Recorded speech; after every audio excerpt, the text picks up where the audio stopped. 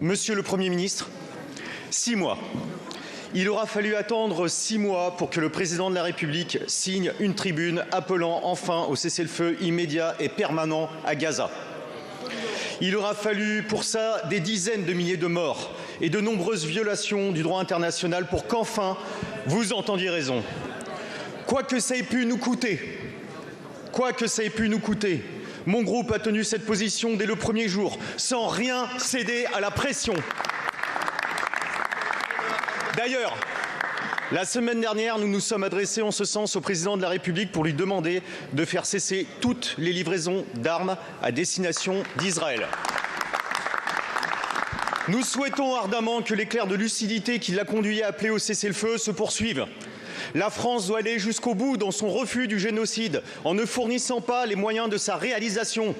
Monsieur le Premier ministre, êtes-vous prêt à vous engager ici et maintenant devant la représentation nationale à faire cesser toute exportation d'armes françaises en direction d'Israël?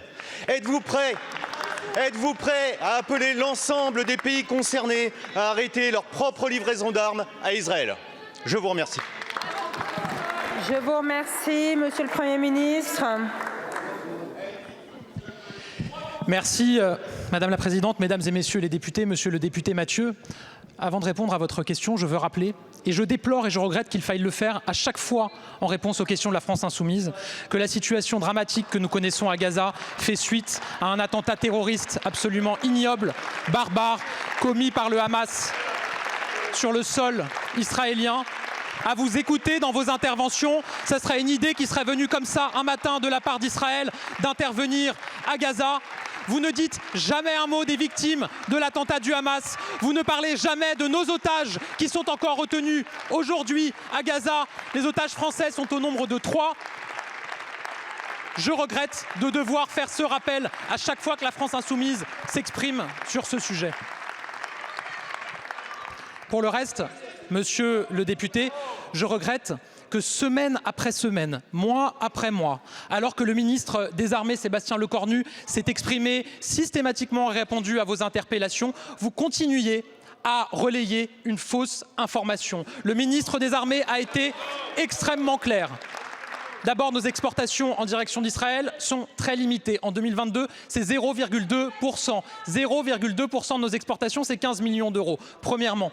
Deuxièmement, Sébastien Lecornu l'a dit aussi, nos exportations sont essentiellement des composants qui servent au système de défense israélien, à son dôme de fer pour protéger son sol, ou à des réexportations. C'est ça la réalité. Sébastien Lecornu l'a dit et l'a répété à de très nombreuses reprises. Enfin, et je veux le dire ici aussi, la France a été le pays qui le plus tôt a appelé à mettre fin à la spirale de la violence à Gaza par la voix du président de la République. Ça lui a été reproché d'ailleurs à l'époque.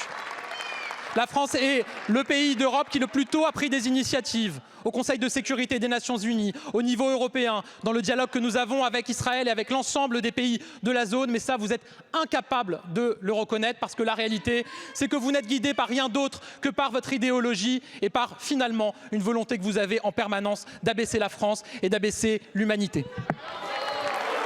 Je vous remercie. Merci beaucoup, Monsieur le Premier ministre. Monsieur le député. Et merci, Madame la Présidente. Monsieur le Premier ministre, je crois que c'est vous qui abaissez la France et qui faites preuve d'une très grande indignité, alors que vous instrumentalisez ce drame, cette catastrophe, pour des raisons de politique intérieure.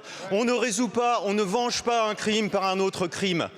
Le génocide à Gaza ne ramènera pas les otages. Le génocide à Gaza ne ramènera pas les victimes du 7 octobre. Comprenez ça à un moment. Intégrez-le à un moment. Faites l'honneur de la France. Allez jusqu'au bout de cette conviction. Un simple communiqué de presse ne suffira pas. Monsieur le Premier ministre, allons-y. Que faisons-nous là? Je vous remercie.